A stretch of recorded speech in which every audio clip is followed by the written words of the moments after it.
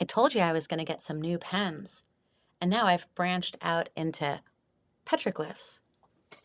Well, some of my people on my mother's side come from the Southwest, and my Native American tradition, I'm a traditional Native medicine practitioner, so I'm the equivalent of what would have been a physician before 1492. The government doesn't know how to classify us, so they call us ministers, which is also fine because our Native traditions include spirituality or the Force. Okay. I have been coaching, training, retreating, teaching, organizing for 20 plus years, and I have a background in international relations from American University as well as Latin American studies. Half of my family speaks Spanish, half of my family speaks English. Um, Before I had children, I had jet black hair and I probably looked a lot more native. But enough about me. Today we're going to talk about how to find the force and how to what? Plug in. So this little diagram, this one here, this guy is going east and west. That is your power line. What is connecting what? The breath, okay? The breath is actually your power. And in order to plug into the force, you have to actually make a plug or a tube, a connector, a cord, a cable, right? So, for those of you who have a holistic background, you probably have heard of yin and yang, right? And traditional native medicine is not unlike Ayurvedic or traditional Chinese medicine. So, we have balance, right? So, in order to achieve this plug into the force, you have to have a balance between right brain and left brain. Hey, let's face it, we are constantly thinking about rational stuff, money. A lot of times we're worried. When we do things other than use that part of our brain over and over again until its gears are ground down, we actually do a lot better. So, for those of you who enjoy music, maybe music is something you do. I have friends who like to paint. Well, I like to paint, okay. I have friends who like to paint too. But when you're engaging in these other practices,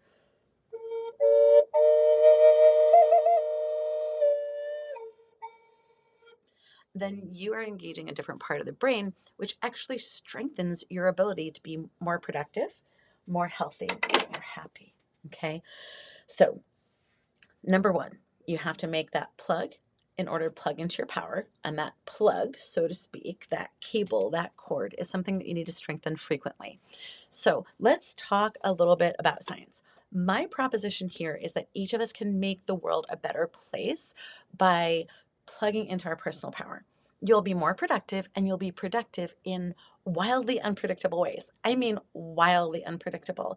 You'll have intuitions about things. Like, have you ever just known and you're feeling like you're on, I don't know, for people who gamble? God, my parents like to go to Vegas. They like to go to Atlantic City. I'm kind of embarrassed. But my dad talks about like when you're on the table and you're throwing the dice, you know that you're hitting it. That's finding the force, okay? And that's like a space outside of time. It's like a quantum space. So it turns out that we on the physical plane, okay, look back to my nifty diagram.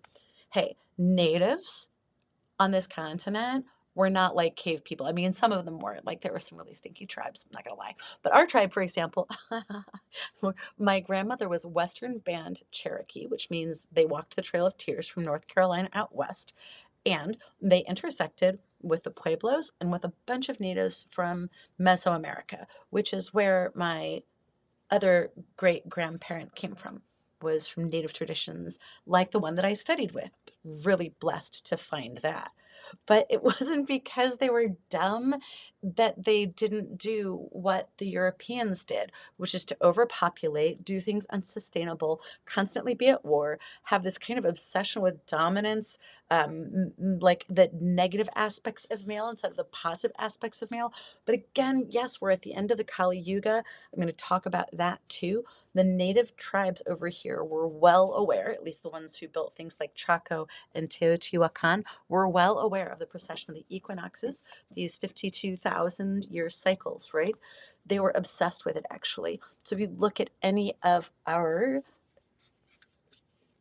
sacred places, you're going to find them aligned completely obsessive compulsively to the medicine wheel or the compass, right? The reason why we align things that way is because we were building these monuments to the force, basically, to help us plug into it. So your physical body lives here. Got this little diagram behind me too. It's kind of like a personification of the tree of life. So down here at the feet of this quantum goddess, okay, I call her Astarte. At her feet is the physical world. That's where your body lives in the 3D. Okay. Now, if you look at this keyboard here, many of us who are musical know that there's something called an octave. Well, there are different octaves of manifestation. So at the base here, the feet, that's the 3D. That's your body, okay? The whole 3D is based on what? The carbon molecule. Bing. What does that look like? The medicine wheel looks exactly like a carbon molecule, or at least the Bohr diagram of it, which of course is just a theory, but it's a practical one because it helps you to understand why everything here is square and why people were totally obsessed with a medicine wheel all over the world. This is indigenous technology from everywhere. Body is down here, made of carbon mainly, okay? This column that goes from the middle of your body up into the heavens and connects you to the earth, that there's Ida, Pingala, Shushumna. That Shushumna tube is the plug that goes from here up into the higher dimensions. Look, see? This may have very advanced drawing, but don't be fooled by the simplicity of something. Sometimes the very most simple presenting tools are the most powerful because this teaches you how to plug into this. The first thing that you need to know in order to start moving up in awareness through this is you need to know how to breathe. So I'm going to tell you a story and then I have to go because I've promised that I would keep these around 10 minutes. All right. I'm going to do them frequently. We call it early and often, right? One of my friends would go out for a glass of wine with me every night of the week, but only one because he said if he could go home early, then he could do it often. So anyway, I thought that was funny.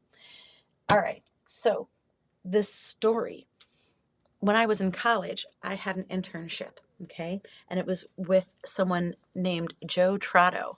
And Joe Trotto had Buddhist stuff all over the place. He had, charts, nautical charts, and he was one of those State Department guys. I was an intern, and it was a course that I was getting credits for. So I was pretty impressed with Joe Trotto. He was this worldly man who seemed to know everything. He had statues of Buddha everywhere. He wore a bunch of those beaded bracelets. He never used them though, okay? So one day, this will tell you how old I am, when the internet was kind of first created, Google wasn't Google, it was a Gopher. And so we had to have a better, bigger computer to be able to use the Gopher. And this was like, ooh, for all of us. And I was translating the Nicaraguan Constitution. Yeah, before this, I was an interpreter and translator. Um, and I studied Latin American studies, and all of that was in Spanish. And then I studied international relations. Okay. So basically, culture and finance, one in Spanish, one in English. So I'm 20 years old. I'm translating the Nicaraguan Constitution to write a grant for the State Department. There's a lot online, right? Like a lot of funding, a lot of dollars are on the table. And this is how Joe Trotto funded his little department there. And so I'm doing that, and he gets in his computer, and everything gets set up, and he's really excited. He's got it all running, and the next day he brings us in, and the thing won't work. It won't work. And he is really technologically challenged. I don't want to say he's old. Back then he was about how old I am now. Okay, fair enough. And so, but he smelled like cigars and like bad whiskey. He was kind of a barfly where I worked at this fancy restaurant. And so Joe Trotta was that kind of person. He got really ill-tempered, and he had one of the interns, one of the other female interns, go to look under the desk and to see what was going on. And when I came around the corner, I saw him looking up her skirt, and I was horrified, but I was a bartender, so it wasn't my first rodeo seeing a guy trying to get a peek. But it was like he saw me and I saw him, and I just pretended like I didn't. And I went and I looked under the desk as well, and I realized that the cleaning people had unplugged his computer. So plug it in, okay? Also, keep it simple, stupid. The breath is hidden right in plain view. It is a certain kind of breathing that produces the results that are produced by learning how to work with HeartMath. This thing clips onto your ear, and this part goes on your lapel, and you get a readout on your phone about how you're doing. In our next series of videos, I'm going to show you a little bit about how to use this, but right now I'm going to give you the shortcut. It takes 5 seconds. It's called box breathing. When you do box breathing, this monitor goes off the charts. Yay! Okay, and you get all of the good results that you can see in that chart that I put in this article. You get those results. You get less stress, less anxiety, less sickness, less depression, less absenteeism, less anger and toxicity when you learn how to breathe. It's hidden in plain view. The force, finding the force and plugging into higher consciousness, it's not that hard. But the thing is, in order to build this plug, this cord, this cable, you have to repeat this frequently. 2 minutes of meditation every single hour is far superior to an hour at a time. And in modern times, I don't know any of my clients who are like, oh, Courtney, I can't wait to sit down when I get home after a busy day and meditate for an hour. But would you do it? If you could do it, 2 minutes, an hour? If you do, you'll get better and better and better at plugging into the force every single day incrementally, which will also make you want to do it more. Okay. When you do, that's what we call rainmaking, right? I'm not trying to advertise for my book, but it's the title. When I was dying, I had to learn how to find the force. In native technology, in shamanism, we call it rainmaking. If you're a witch doctor, I mean a minister, I mean a tribal medicine person from the Southwest, you aren't anything if you can't make rain. They literally take children and they put them in the desert at a certain age. Those who have been initiated and trained in the tradition that I trained in, they put them in the desert with no water. And if that person is a medicine person, they will make rain, even on a sunny day, not in rainy season. Rainmaking, like fire walking. It's this place of miracles. And the thing that we've learned, thank you to HeartMath for 20, 30 years of research, we have learned conclusively through science in the 3D that when we get into different brainwave states and we can identify exactly what they are, that's when we become more able to plug into the force. Now, what does this look like in your life? Like, where does rubber meet road in your world as a normal person today? You will be wildly more productive in unpredictable ways. So, for me to try to tell you exactly how this works right now, I'm not sure how it works for you. You have your special talents and gifts. When you find the force, you're plugging into your personal power, not mine.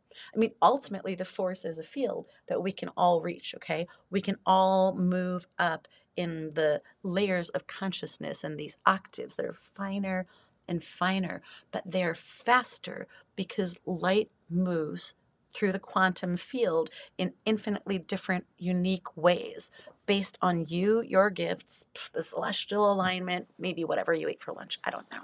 I do think nutrition honestly has a big role to play in it. But if you want to plug into the force, you're going to be wildly productive in unpredictable ways. So, what does the force feel like? It feels like you're unblocked.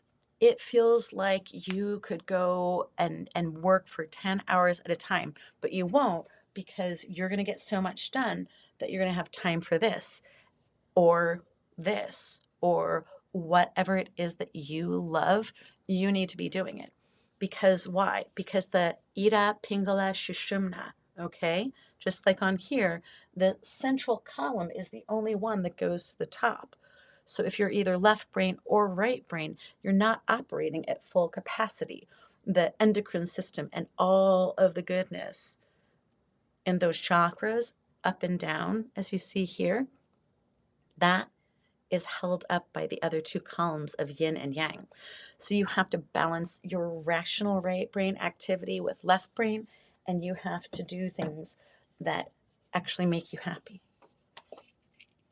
I wonder if you know, you can't see this. One of the things that are really good for reaching that brainwave state is staring at fractals.